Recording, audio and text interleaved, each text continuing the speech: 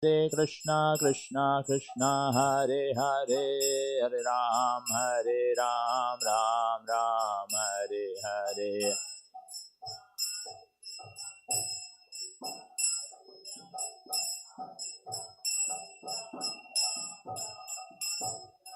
Hare Krishna, Krishna Krishna, Hare Hare, Hare Ram, Ram Ram, Hare Hare.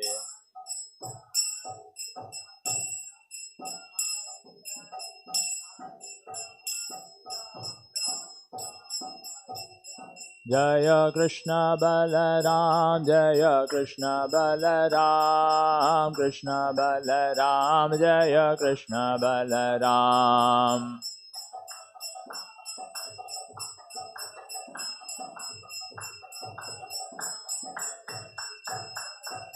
Jaya Gauranitai, Jaya Gauranitai, Gauranitai, Jaya Gauranitai.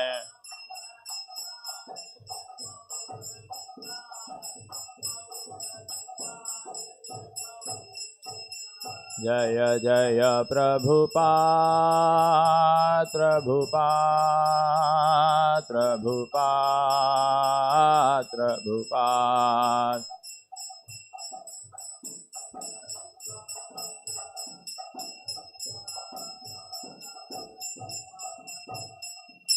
Jai Om Vishnupad Paramamsa Parivadikacharya Ashtottara Shatashi Srimad Divine Grace Abhay Charnaravinda Bhakti Vedanta Swami Srila Prabhupada Ki ISKCON Samstapakacharya Jagadguru Saver the whole world Srila Prabhupada Ki Nitai Gaura Premanande.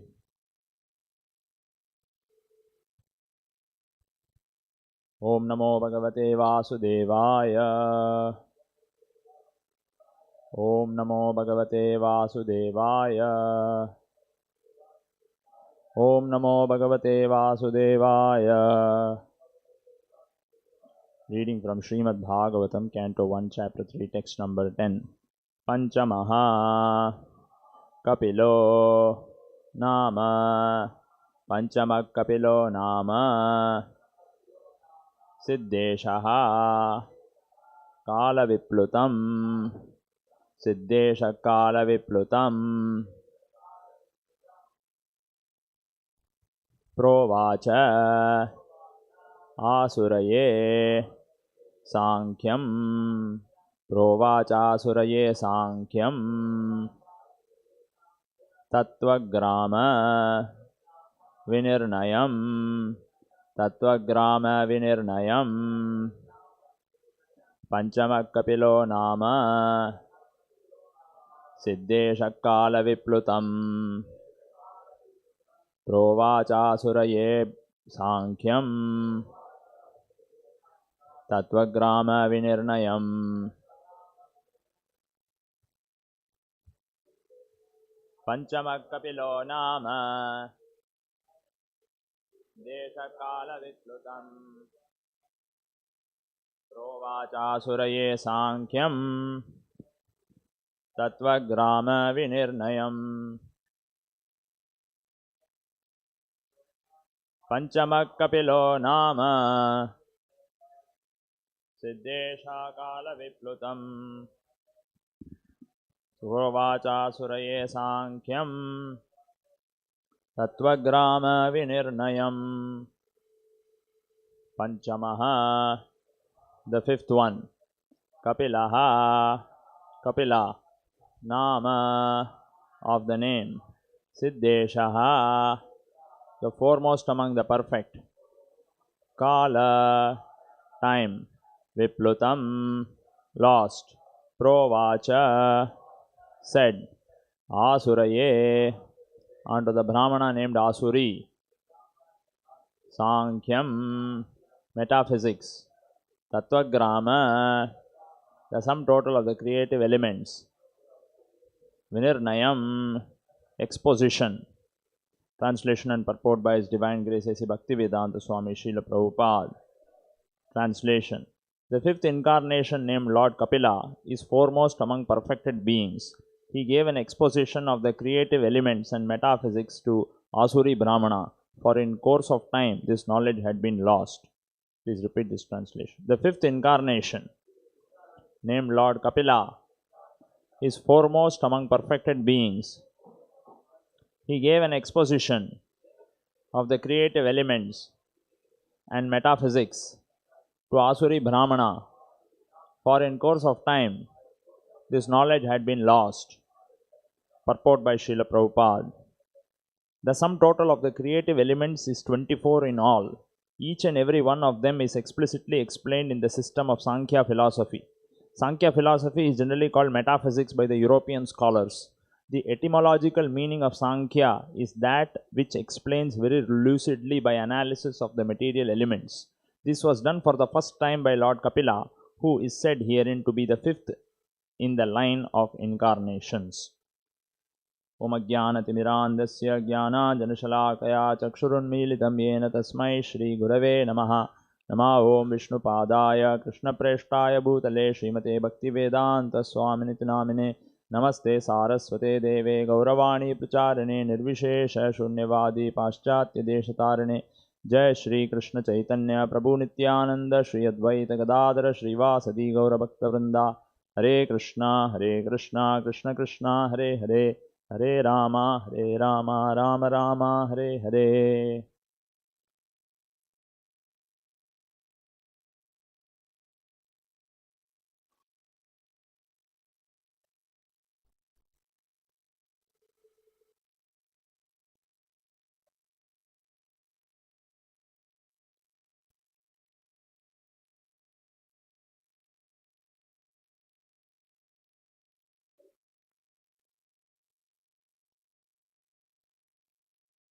So, here Srimad-Bhagavatam continues.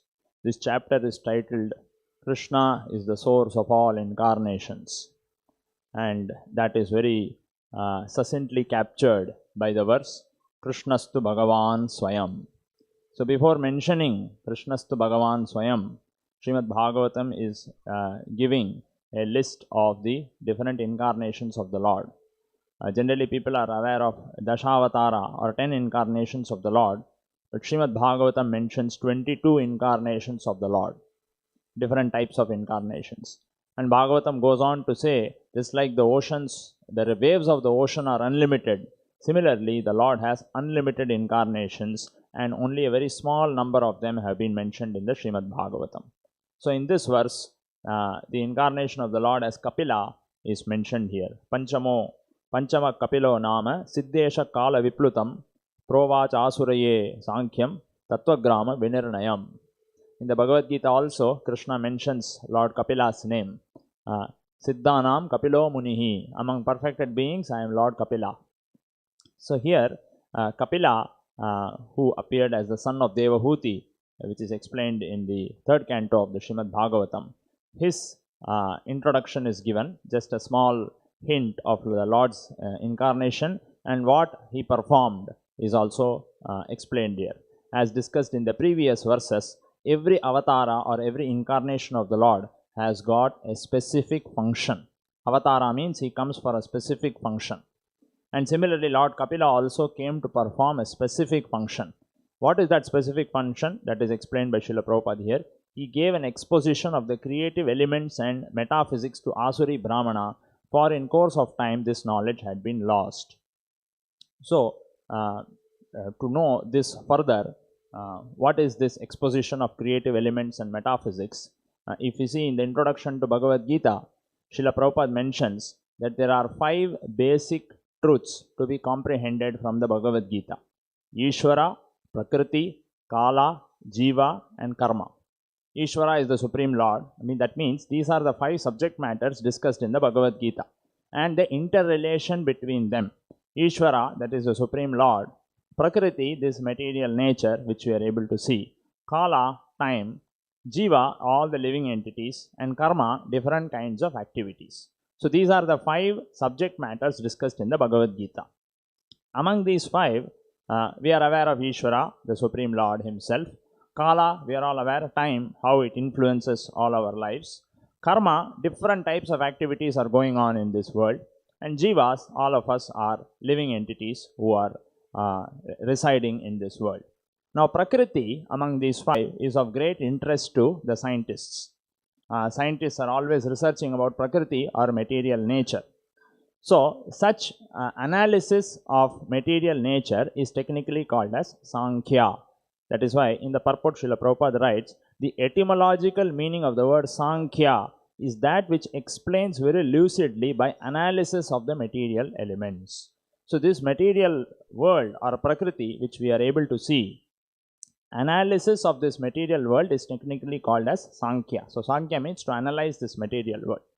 Now, this analysis is done by the modern scientists. There is a modern approach to this analysis, and there is a Vedic approach to this analysis also. So, let us first see the modern approach.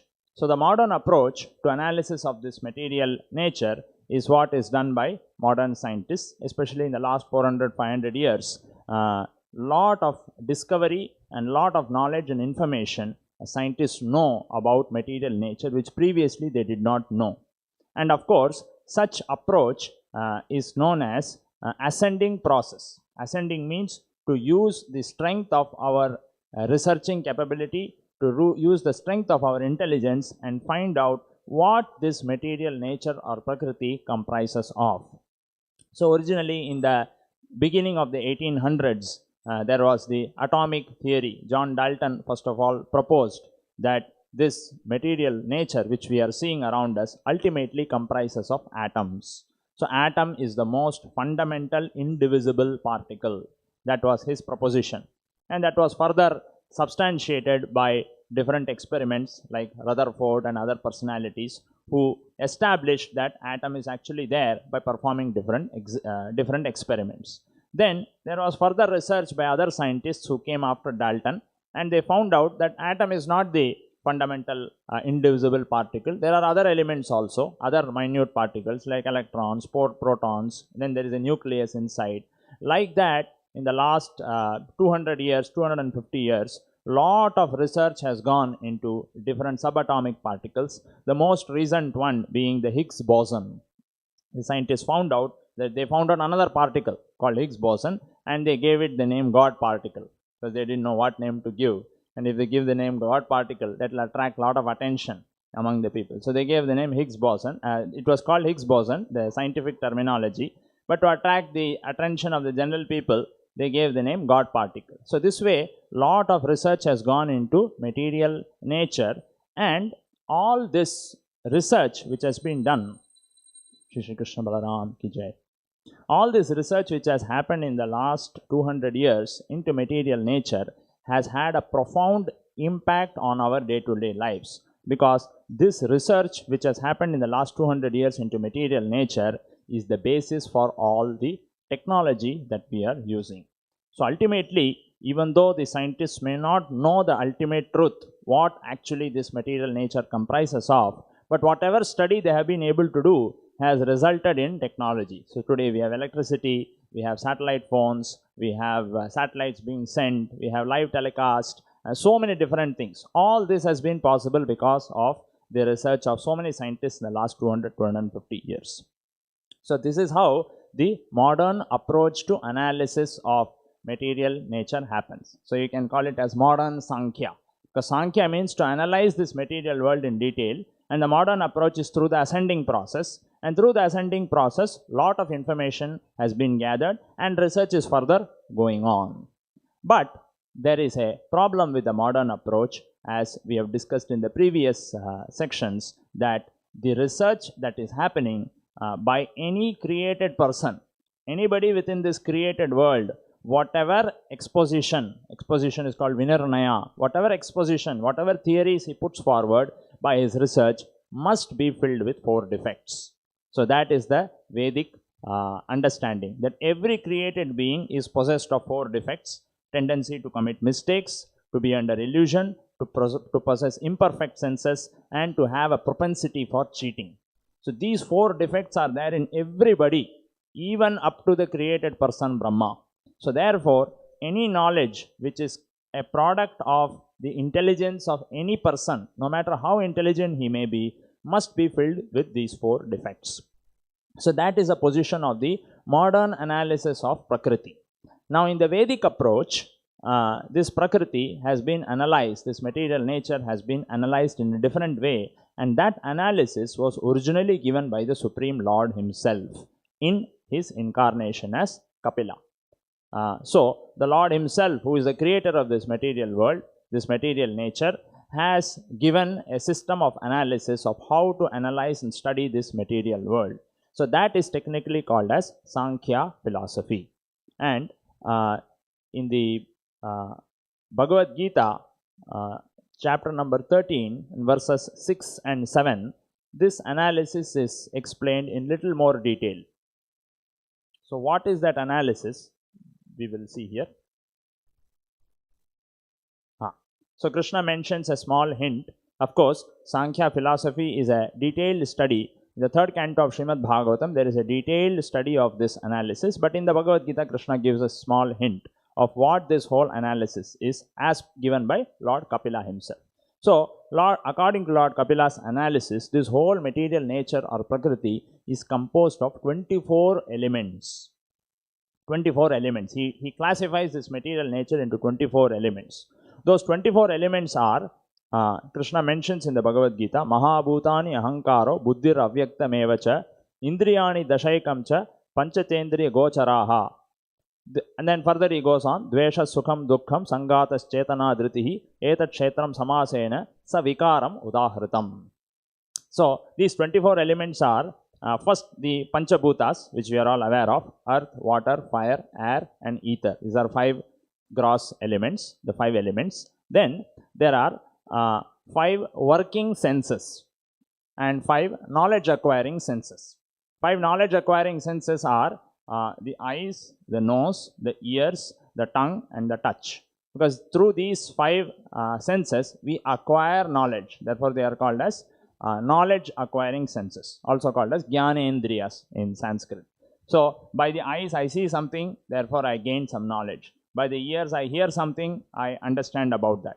By the nose I smell some object and then I am able to understand what that object is. By tasting something I gain knowledge, and then by touching something I also gain knowledge. Therefore these 5 senses are known as Jnanendriyas or knowledge acquiring senses. Then there are 5 working senses. The 5 working senses are our hands, legs, then the voice, then the genitals and the rectum. These 5 are classified as 5 working senses because we perform some action, some work is performed out of these 5 senses. So the 5 gross elements, that is earth, water, fire, air and ether, and then 5 working senses and 5 knowledge acquiring senses. So 15 are over. Then there are 5 objects of senses. For each of the sense organs, there is a certain object. Smell, taste, form, touch and sound are the 5 objects of senses for each of the sense organs. For example, nose is a sense organ. The sense object is to smell. For the tongue, the sense organ is to taste. Sense object is to taste. And for the eyes, eyes always want to see some form. So the sense object is form. And for the hands, for the sense of touch, it is of course, for the skin, it is the sense of touch. And for the ears, it is the sound. So 5 Panchabhutas, 5 working senses, 5 knowledge acquiring senses and 5 objects of senses. So 20 are over. So out of 24, 20 are discussed in the Bhagavad-gita. And then the other 4, that is classified as the mind, intelligence, false ego and avyakta, also known as unmanifested stage of the 3 modes of material nature, also called as pradhana. These 24 make up the analysis of the material elements as given by Lord Kapila. So, to just summarize the whole thing, this Prakriti or material nature has always been of interest since time immemorial for different thinkers. Different people, thinkers, philosophers, they've always wondered, what is this wonderful Prakriti? Because at the night, somebody sees there are millions of stars. Then in the day, he sees there is a powerful sun. Then there is a beautiful moon. Then there are different kinds of vegetations, animals, birds. So all these things which, when philosophical mind, when he sees material nature, so the question or the inquiry comes into mind, who has created this? What is this material nature? Where has this entire thing come from? So this has always been of interest for the philosophical mind. So in the modern society, in the modern civilization, there is a certain approach to study of this material nature, which is the ascending process, and through that whatever advancement has been made is the entire subject matter of science and technology as we study in schools and colleges today. Now in the Vedic times also there is an analysis done of this material nature, which is technically called as Sankhya philosophy, as given by Lord Kapila. So Kapila classifies this material nature into 24 elements. Those 24 elements are 5 Panchabhutas, 5 working senses, 5 knowledge acquiring senses, 5 objects of senses, so that makes up 20. Then false ego, intelligence and mind make up the other 3, and the 24th element is called as Avyakta or unmanifested mode of the material nature. And of course, in another place it is mentioned that the 25th element is the soul and the 26th element is the super soul. This is the way Sankhya philosophical, the study of Sankhya philosophy proceeds. Now, there is a very fundamental approach or difference in approach in the modern material analysis and in the Vedic approach to analysis of material elements. And that fundamental difference lies in what is the purpose of such analysis. Why should we analyze this material nature? That question comes about. So, in the modern approach, the purpose of all this research, purpose of all this study of material elements is ultimately leads to more and more sense gratification. So, the acquiring of knowledge in the modern context is with the fundamental consciousness that I am the enjoyer and I must maximize my enjoyment of this material nature. With this approach in mind, the modern scientists go on analyzing, studying material nature more and more with a hope to finding out better and better avenues of sense enjoyment. And the ultimate aim of material sense enjoyment is to live forever without dying. That is the ultimate aim of all materialistic people. In the medieval times, there used to be a class of people known as alchemists. And they used to practice some kind of a pseudo-science called alchemy. And their ultimate aim of all these alchemists, because they were a group of, you can say, sort of pseudo-scientists who are trying to make something in their laboratories. So the ultimate aim of the alchemists was always two. One, how to find out some substance by which you can convert iron into gold. That was always their approach. And how to create some potion, some kind of a magic drink by which you will never die or you can bring a dead man back to life. So this was always the ultimate aim of the alchemists, which is nothing but what many thousands of years ago there was a very great demoniac person by name Hiranyakashipu. He also wanted the same thing that will come in the further verses of the Srimad-Bhagavatam. So this is Panchama Kapilo Namaha, 5th incarnation. So as we proceed, the incarnation of the Lord as Narasimha will also be discussed in detail. So Hiranyakashipu, in fact Prabhupada says, Hiranya means gold and Kashipu means soft bed.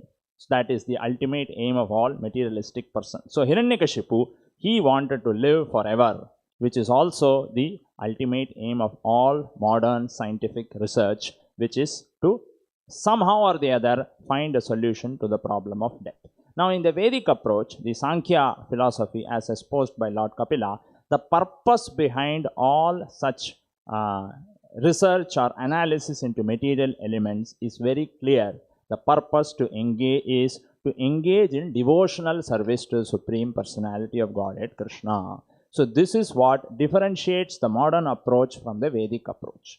The Vedic approach, as given by Lord Kapila, is ultimately to analyze these material elements as 24 and then understand that the 25th element is the soul and ultimately understand that the 26th element is the super soul, and to also understand that we as spirit souls, we have nothing to do with these 24 elements. We are pure spirit souls and our only duty in life is to engage in devotional service to the Supreme Lord. That is the purpose of Sankhya philosophical research.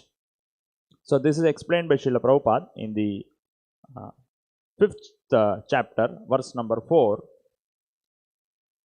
Prabhupada explains, in fact Krishna himself mentions this briefly. So in the 5th chapter, verse number 4, Krishna says, Sankhya yoga pratak bala pravadanti inapanditaha ekam api astitas samyak uvayor vindate phalam.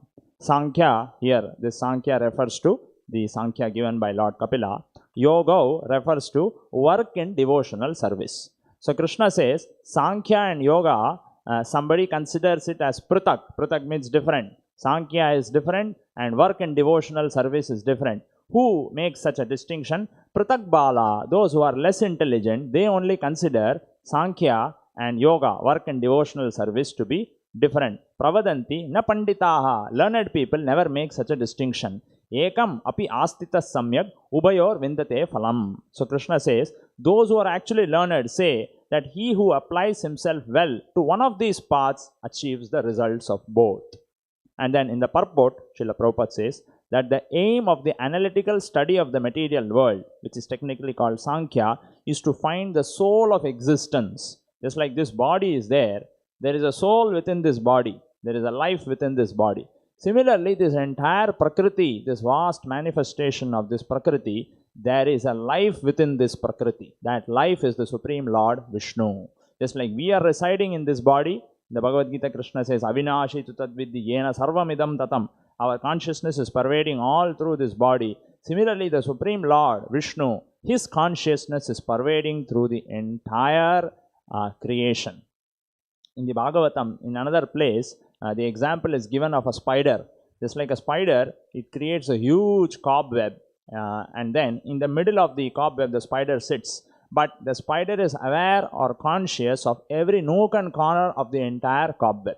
If there is an insect which comes in any corner of the cobweb, though the spider may be sitting in the middle, immediately the spider becomes aware that somebody has entered its arena or cobweb.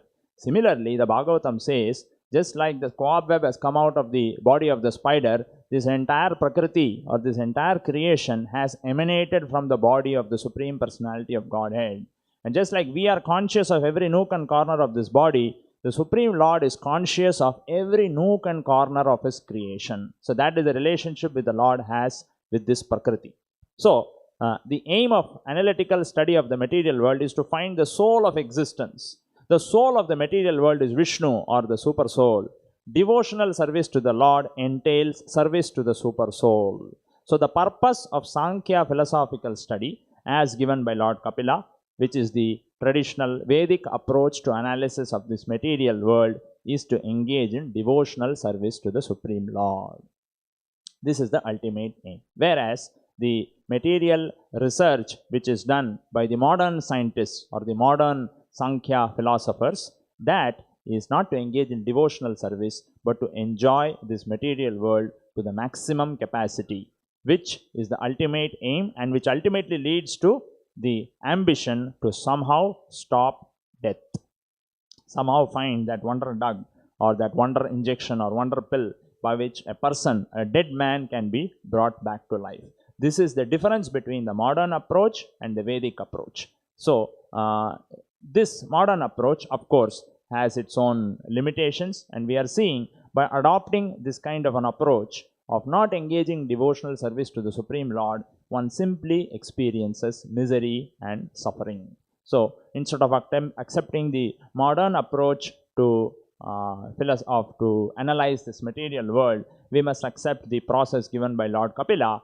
So, because the process given by Lord Kapila of Sankhya or analysis of this material world ultimately takes us to the path of engaging in devotional service. And ultimately, devotional service to the Supreme Lord is the solution to all problems of life, which is unknown to the modern scientists or the modern approach. So if we accept the Sankhya philosophical system as given by Lord Kapila, ultimately we should engage in devotional service to the Supreme Lord, and by engaging in devotional service, all our present problems can be solved. Whatever current difficulties or problems we may be experiencing because of our previous karma. The karma or the activities performed in some previous life, sinful activities, is the cause of the present suffering.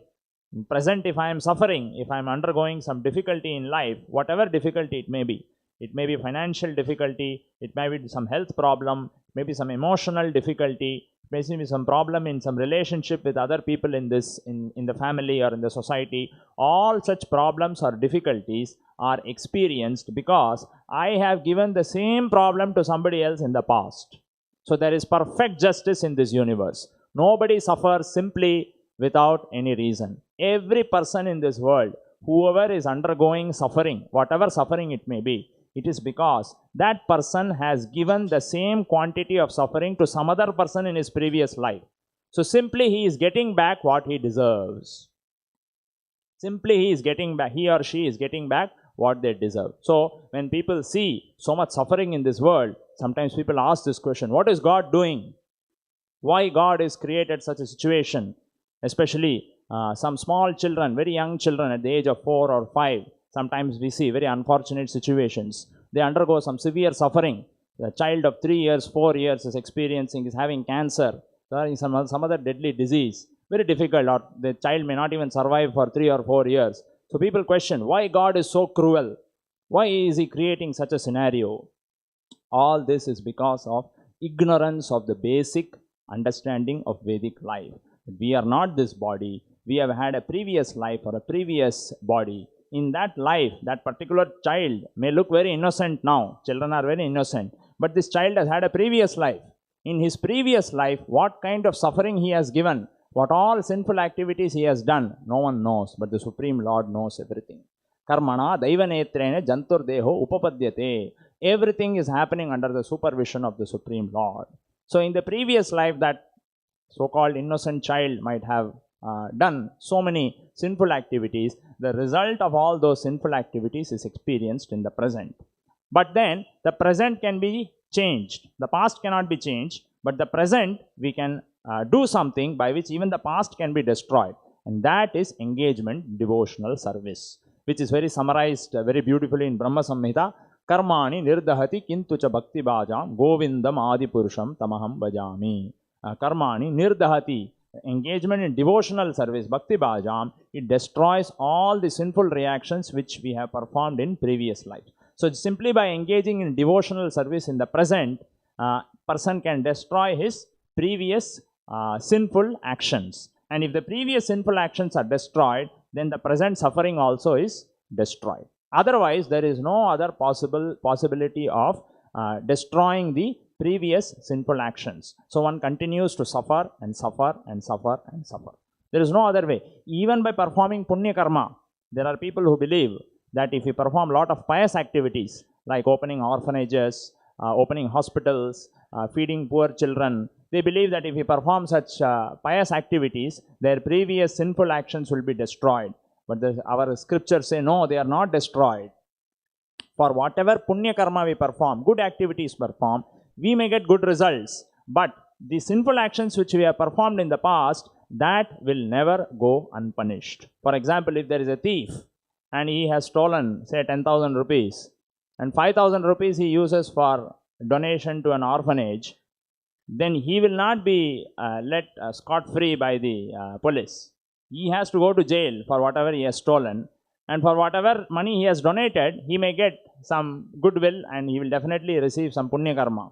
But the punya karma cannot cancel off the papa karma. Only devotional service to the Supreme Lord can destroy our previous sinful activities, and only if the previous sinful activities are destroyed, in the present we can stop experiencing misery. So whatever suffering, whatever misery we are experiencing, whether it is emotional, financial, or health problem, or having difficulty in having relationship with others, all these things are because of one's own previous sinful actions. So all those things can be destroyed only by engagement in devotional service. So devotional service is very simple. Simply one has to chant Hare Krishna, Krishna Krishna, Hare Hare, Hare Ram, Ram Ram, Hare Hare. But if one has difficulty in accepting the path of devotional service as the ultimate, then there is Sankhya philosophical study also, as given by Lord Kapila. Because if somebody is very, very philosophically inclined, it is very difficult for such people to accept chanting of Hare Krishna Mahamantra or devotional service as a solution to all problems. So for such persons, the Lord Himself in His incarnation of Kapila has given this entire Sankhya philosophical study, which is explained in detail in the 3rd canto of Srimad-Bhagavatam. So by studying such Sankhya philosophical subject matter, one should come to the conclusion that the root of this entire Prakriti is the Supreme Lord, Shri Krishna, and engage in His devotional service. And if one engages in devotional service, that is the solution to all his problems of life. even present problems and also the ultimate problem of going back to Godhead. So even if one is not in a position to appreciate that the ultimate purpose of life is to go back to Godhead, simply by engaging in devotional service in his present condition, he destroys all his sinful reactions which he might have performed in the previous life. So therefore, devotional service to the Supreme Lord is the ultimate solution to all problems we have, all the difficulties we may have, and that is the ultimate solution to the problem of material existence also, which is what Srila Prabhupada taught, and he created this institution of ISKCON or Hare Krishna movement so that people can come and visit and get a chance to engage in devotional service to the Supreme Lord. So we ourselves engage in devotional service, and we also engage others in devotional service to the Supreme Lord, which is the highest way in which we can do some we can give benediction to others. So we'll stop here. Grantaraj Srimad-Bhagavatam ki, Jagat Guru Srila Prabhupada ki, Atai Gaur Premanande.